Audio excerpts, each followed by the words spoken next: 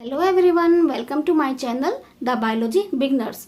हम पहले वॉल्वॉक्स और क्लेमाइडोमोनास क्लोरोफाइसी के मेंबर्स पढ़ चुके हैं। आज हम यूरोथ्रिक्स का डिस्क्रिप्शन यहाँ पर पढ़ते हैं। फर्स्ट ऑफ ऑल तो यूरोथ्रिक्स क्या है? यूरोथ्रिक्स हमारा अनब्रांच्ड फिलामेंटस ग्रीन एल्गी है और मेनली 3 रीजन से बटा होता है: apical cell, middle cell, holdfast. Apical cell जो होता है इसका अपर मोस्ट पार्ट होता है, this one is middle cell, और होल्ड फास्ट से ये फिलामेंट जो होता है वो बेस या बेसल सेल या सबस्ट्रेटम से जुड़ा होता है। तो मेनली क्या है, ये अनब्रांच फिलामेंटस ग्रीन एल्गी है जो मेनली फ्रेश और मेराइन वाटर में मिलता है। जिसकी सेल वॉल होती है, जैसे कि ये वाली आप आउटर वॉल देख रहे होंगे, सेल वॉल होती है वो प्रोपेक्टिनोन सेलुलोज की बनी होती है और इसमें म्यूसिलेज नहीं मिलता।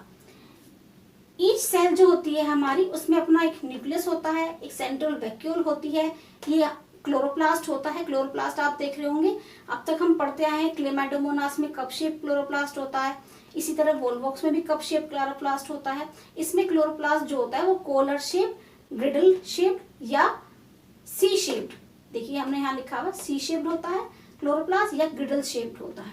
ठीक है, सबका अपना ईच सेल का अपना एक सेंट्रल न्यूक्लियस होता है और 2-3 उसमें बीच में पार्टनर पड़े हैं। जैसे देखिए ये आउटर सेल वाल है, this one is cell membrane, ये कॉलर शेप या ग्रिडल शेप क्लोरोप्लास्ट है, सेंट्रल में न्यूक्लियस पड़ा है, इसमें 2-3 ये पार्टनर्ड है और यहाँ पर ये साइटोप्लाज्म है।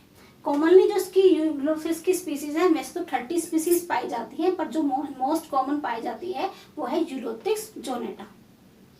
ठीक है, अब बारी आती है रिप्रोडक्शन की। रिप्रोडक्शन इसमें मेनली जैसे हम अब तक क्लोरोफाइसी में पढ़ते आ रहे हैं उसी तरह से है वेजिटेटिव, एसेक्सुअल और सेक्सुअल मेथड। वेजिटेटिव रिप्रोडक्शन होता है कैसे? बाय फ्रेगमेंटेशन, जैसा कि हम नाम से समझ पा रहे हैं, फ्रेगमेंटेशन यानी टूट जाना। कैसे? वो ब्रेक डाउन हो जाएगा एक्सीडेंटली। एक्सीडेंटली कैसे होगा कि जैसे मान लो पानी में यूरोथ्रिक्स का जो फिलामेंट है वो स्विम कर रहा है, तो कोई जानवर आ गया उससे टकरा गया या वो किसी पत्थर से टकरा गया, तो जो उसका ईच फिलामेंट होता है वो 2 पार्ट्स में डिवाइड हो जाएगा। अब हम कह रहे हैं कि जैसे इसकी एक सिंगल सेल है, इसमें अपना न्यूक्लियस है, तो ये क्या करेगा, जब ईच सेल में न्यूक्लियस है तो ये मान लो यहाँ से बाइसेक्ट हो जाता है तो ये अपना न्यू फिलामेंट बना लेगा।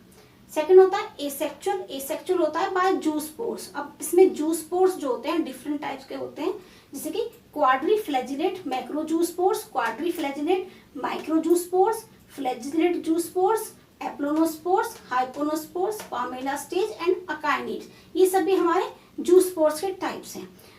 सेक्सुअल रिप्रोडक्शन होता है आइसोगैमस टाइप। पहले हम इस सेक्सुअल रिप्रोडक्शन में बाय जूस्पोर्स को समझ लेते हैं। क्वाड्री माने 4 और मैक्रो माने बड़ा, यानी कि जो जूस्पोर्स बनेगा वो 4 फ्लैजिले वाला बड़ा जूस्पोर्स बनेगा। ऐसी क्वाड्री फ्लैजिलेट माइक्रो यानी कि 4 फ्लैजिले वाला छोटा जूस्पोर्स बनता है। फिर फ्लैजिलेट माइक्रो जूस्पोर्स, जैसे कि सब में नॉर्मल 2 फ्लैजिला होते हैं, ये ऐसा 2 फ्लैजिले वाला माइक्रो जूस्पोर्स बनेगा। एप्लोनोस्पोर्स, हाइपोनोस्पोर्स और पामेलियाट स्टेज को हम अभी ब्रीफली डिस्क्राइब करते हैं। अब हम जूस्पोर्स को डिटेल डिस्क्राइब करते हैं। जैसे कि हमने बताया कि जूस्पोर्स 2 टाइप्स के होते हैं, माइक्रो एंड मैक्रो। तो माइक्रो में क्या छोटे जूस्पोर्स बनेंगे, मैक्रो में बड़े। जैसे कि ये जो कंडीशंस है जूस्पोर्स की बनने की, ये फेवरेबल कंडीशंस में होती है कि जब फेवरेबल स्थिति होती है।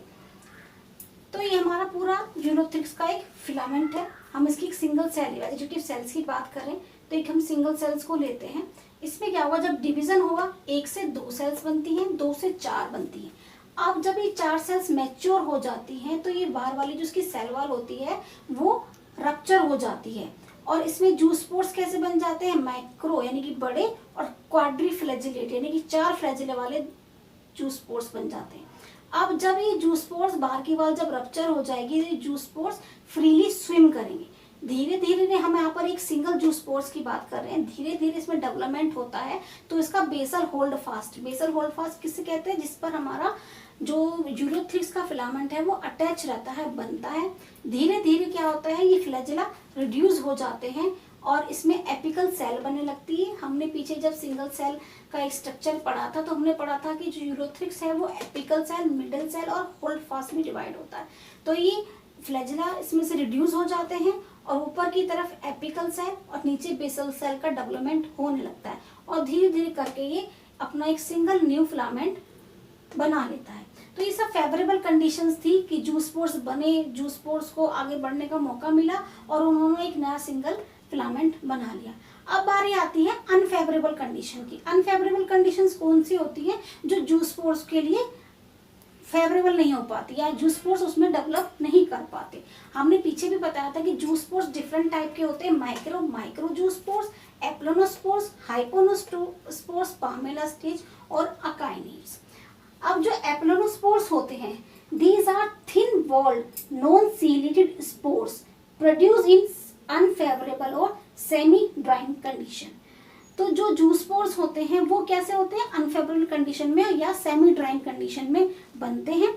इसी तरह से जो हाइप्नोस्पोर्स होते हैं वो थिक वॉल्ड होते हैं। इन दोनों में नीट में काफी क्वेश्चन आता है कि हैप्लोनोस्पोर्स की वॉल कैसी होती है, तो इसकी वॉल थिन और हाइप्नोस्पोर्स की वॉल होती है थिक वॉल स्पोर्स होते हैं और ये भी अनफेवरेबल कंडीशंस में बनते हैं। अब हम इसको बताएंगे ऐसा क्यों होता है। जैसे कि हमारी जो पामेला स्टेज होती है, ये अनफेवरेबल कंडीशंस में जो एप्लोनोस्पोर्स होते हैं वो एनक्लोज हो जाते हैं एक म्यूसिलेजिनस शीट के अंदर। इसे हम पामेला स्टेज कहते हैं। देखिए यहाँ पर आपने देख रहे होंगे ये स्पोर्स पड़े हुए हैं, ये म्यूसिलेजिनस शीट के अंदर एनक्लोज हो गए हैं, तो इसे हम क्या बोलते हैं? Pamela stage. जब फेवरेबल कंडीशंस आती हैं तो ये म्यूसिलेजिनस शीट जो होती है वो डिसॉल्व हो जाती है और ईच जो स्पोर्स होता है वो एप्लोनोस्पोर्स बना लेता है। तो ये जो म्यूसिलेजिनस शीट होती है वो प्रोटीन की बनी होती है, तो ये जू स्पोर्स उसे अपने चारों तरफ ही लपेट लेते हैं। इन्हीं से एप्लोनोस्पोर और हाइपोनोस्पोर्स का डेवलपमेंट होता है। जिसकी थिन वॉल होती है वो एप्लोनोस्पोर्स हो जाता है, जिसकी थिक वॉल होती है वो हाइपोनोस्पोर्स हो जाता है। नीचे आप इसके एक सिंगल सेल में देख रहे होंगे, जैसे भी इसकी फेवरेबल कंडीशंस आएंगी ये जू स्पोर्स जर्म करने लगते हैं और इसी की तरह से डेवलप करके एक नई यूरोथ्रिक्स बना लेंगे। अब बारी आती है अकाइनिड्स की। समटाइम अकाइनिड्स में क्या होता है? Sometime in unfavourable conditions completely cell curve and convert into thick cell wall structure called अकाइनिड्स।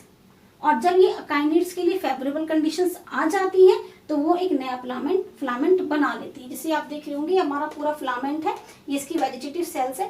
अकाइनिड्स के चारों तरफ क्या हुआ? थिक सेल बन गई है। This one is akinetes. जैसे ही फेवरेबल कंडीशंस आएंगी इनकी सेल वॉल रप्चर होगी और उसमें से जू स्पोर्स बाहर निकलेंगे और जू स्पोर्स अपना फेवरेबल कंडीशन मारकर न्यू थैलस बना लेंगे। अब बारी हम बात करते हैं सेक्सुअल रिप्रोडक्शन की। सेक्सुअल रिप्रोडक्शन जो मेनली होता है वो आपका अनफेवरेबल और सेमी ड्राइंग कंडीशन में होता है। इसमें क्या होते हैं? गैमीट्स बनते हैं। तो जो गैमीट्स होते हैं वो मार्फोलॉजिकली सिमिलर इन स्ट्रक्चर होते हैं और फिजियोलॉजिकली एनाइसोगैमस होता है। जैसे कि क्या मार्फोलॉजी यानी कि जो गैमीट्स बनेंगे वो देखने में सेम होंगे, लेकिन जो उनकी आकार की यानी कि फिजियोलॉजी होगी वो डिफरेंट नेचर होगी। जैसे कि हम इसका ब्रीफली एक डायग्रामेटिक उससे सेक्सुअल रिप्रोडक्शन पढ़ते हैं, तो यूरोथ्रिक्स का फिलामेंट है, उससे गैमेटेंजिया प्रोड्यूस हुए जो दिखने में तो आइसोगैमस है पर उनका नेचर डिफरेंट है। वो आपस में फर्टिलाइजेशन से जाइगोट्स बनाते हैं और जाइगोट से जाइगोस्पोर बनता है। जिससे जाइगोस्पोर्स की जो बाहर की ये वॉल होती है वो रप्चर होती है, मतलब रप्चर होगी और उसमें मियोसिस होगा। तो मियोसिस से क्या होगा कि उसमें आपके क्वाड्रीफ्लैजिलेटेड मियोजोस्पोर्स बनेंगे और ये मियोजोस्पोर्स आगे जाके फिलामेंट बना लेंगे। इस तरह से यूरोथ्रिक्स में जो होता है वो सेक्सुअल रिप्रोडक्शन कंप्लीट हो जाता है। इफ आपको इसमें कोई कंप्लेन हो या कोई चीज़ समझ में ना आई हो तो प्लीज़ कमेंट बॉक्स में डालें। Thank you for your valuable time. Thank you. Have a nice day.